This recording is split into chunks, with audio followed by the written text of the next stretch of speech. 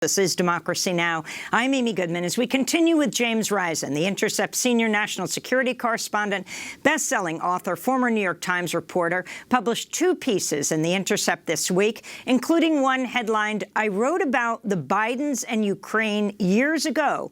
Then the right-wing spin machine turned the story upside down." Jim Risen, tell us about what these allegations are, what Hunter Biden did in Ukraine, and then how it's been spun around. Sure. Yeah. I mean, one of this is a very odd experience for me to see this story that I wrote 4 years ago come back in this weird way. In 2015, while Biden was vice president, I wrote about how he had just gone to the Ukraine to as sending a message really from the United States government and from other governments that the Ukraine had to crack down on corruption.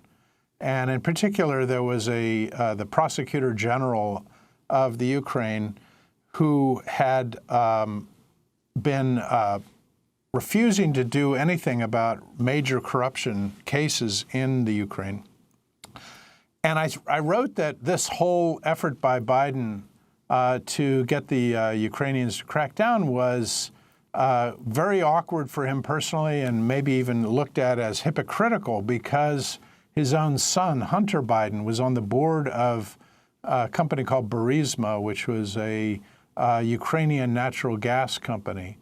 And the British Serious Fraud Office was investigating Burisma and its owner, who is a Ukrainian official or former official, and that the British investigation had been stymied because the Ukrainian prosecutor's office had refused to turn over documents to the British officials, and as a result, the British effort to freeze Burisma's assets had been overturned by a British court because they couldn't get any documents from the Ukrainian prosecutor.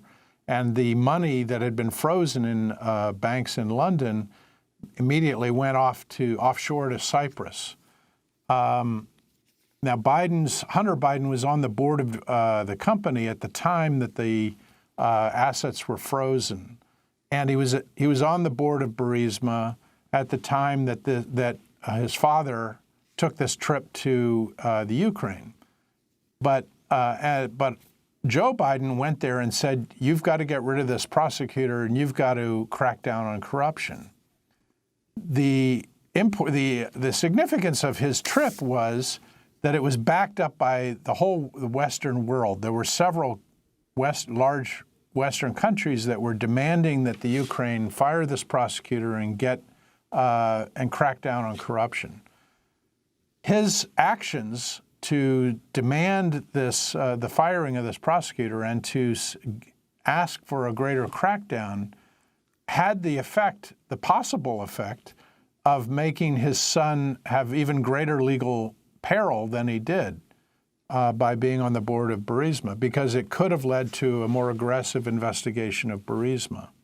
Now, what has happened, so that's essentially what I wrote, but what I wrote was, this is very awkward and weird and bad for politically hypocritical for Biden, which was bad enough. But what happened since then is the whole right-wing spin machine got involved in this story over the last 4 years as they wanted to use it for opposition research in the 2020 election.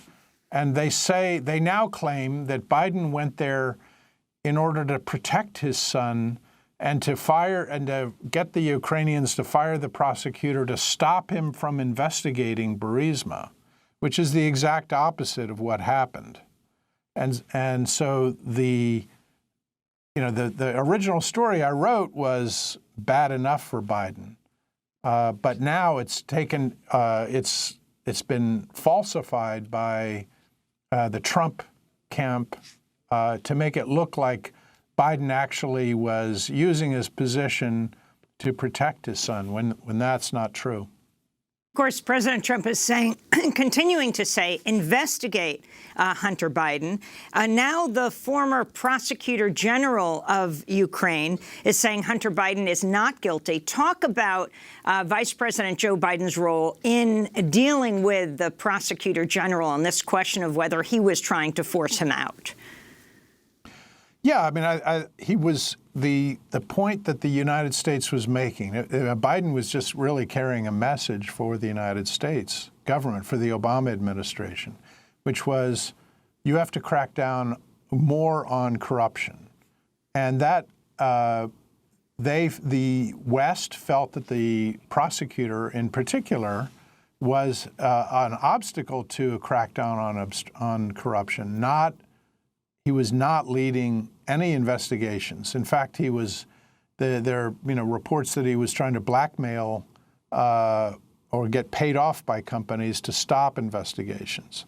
So the idea, basically what's happened is that the right wing twisted this story to try to make it look worse for Biden.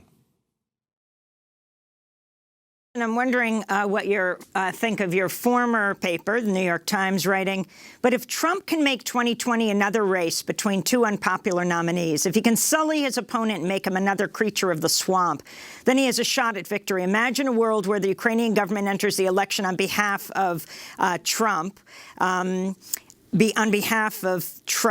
The president can now do to Biden what he did to Hillary Clinton in 2016, mire him in enough scandal and innuendo to undermine the vice president's claim to honesty. Crooked Hillary seamlessly becomes Crooked Joe. Yeah, I think that's the whole point, was to try to make it look like, take corruption off the table for Trump as a problem.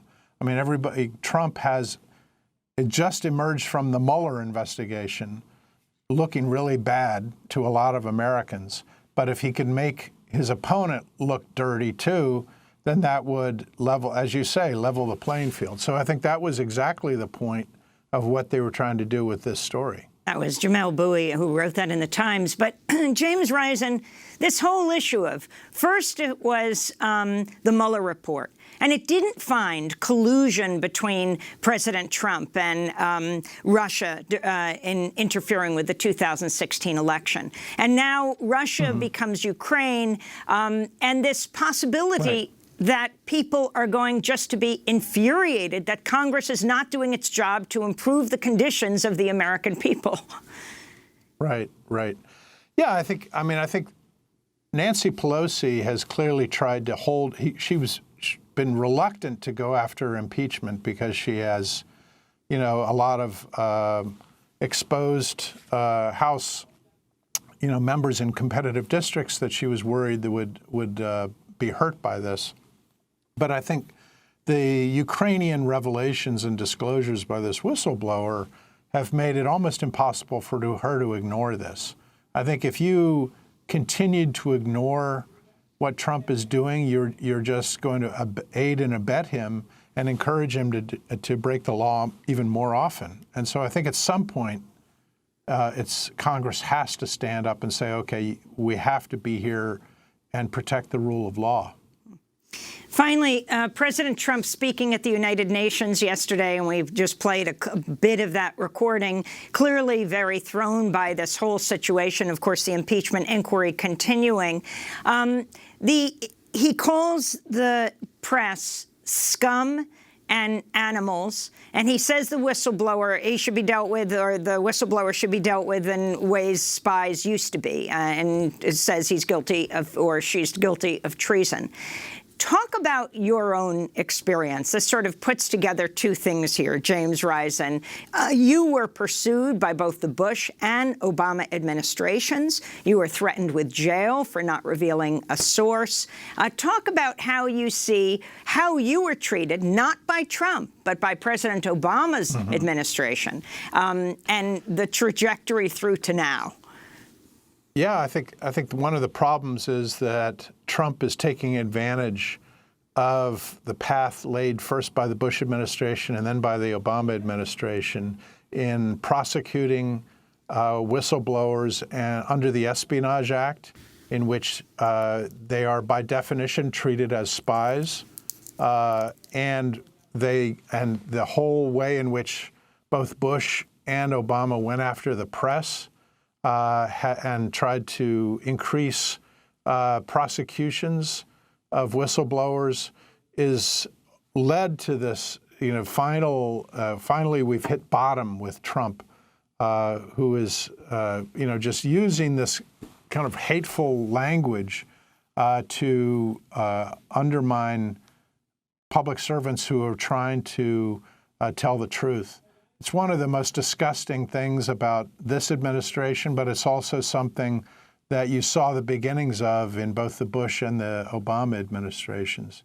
The use of the Espionage Act, both by Bush and by Obama and now by Trump, to prosecute people who talk to the press is by definition calling a whistleblower a spy. And so, Obama and Bush have led us to Donald Trump. James Risen, I want to thank you for being with us. Intercept senior national security correspondent, best-selling author, former New York Times reporter, winner of the Pulitzer Prize, published 2 pieces this week. We'll link to them at The Intercept, including I wrote about the Bidens in Ukraine years ago, then the right-wing spin machine turned the story upside down. Author of State of War and Pay Any Price, Greed, Power, and Endless War. This is Democracy Now! When we come back, Sharif Radokodous joins us to talk about Egypt. Stay with us.